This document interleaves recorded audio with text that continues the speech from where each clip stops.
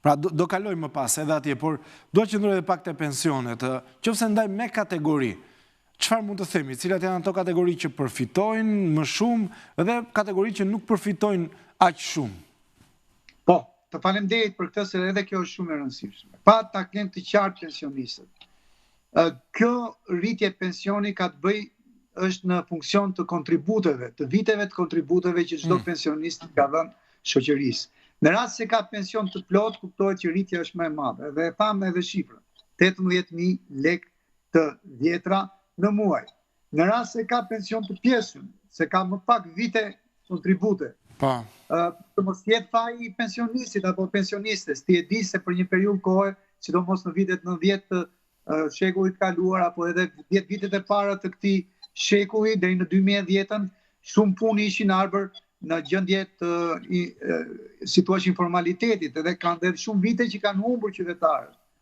Kjo nuk do të thotë se dakor, shteti do t'i ndihmojë, por derisa nuk e kanë të verifikuar që kanë disa vite me kontributet në sigurimet shoqërore, ata nuk do mund të gëzojnë pikërisht këtë 18.000 lekshin e shtesës së rëndësishme çdo muaj. E kanë pension të pjesshëm, mund të jetë pension rural, mund të jetë pension që quhet familjar dhe në zonat urbane, dhe aty rritje do jetë e pakët, do jetë 8.000 lekë të vjetra deri në 12.000 lekë të vjetra në muaj. Ama një gjë është e rëndësishme, për çdo pension ka rritje. Dhe në varësi, është e rëndësishme kjo arbër, në varësi të viteve të kontributeve, pra sa ke kontribuar ti për shoqërinë, për ekonominë, për shoqërinë tonë, ti do marrësh rritjen që të takon, që meriton. Të mos harrojmë një gjë, që edhe qeveria e di mirë që ka pensione shumë të ulta.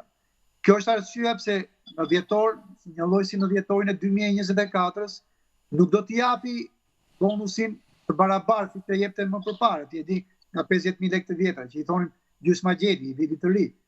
Tani ndarja bëhet në qëllim që më shumë të marrin pensionet e vogla. Pavarësisht, të lutem Arber, më dëgjoj me kujdes, pavarësisht se kontributi mund të jetë më pak, sepse edhe pse mund të kesh punuar, ndoshta për fat keq ke punuar në të zezë, apo ka qenë në një sektor informal, ke vite të tëra që domethënë nuk i ke të regjistruara në librezën e punës.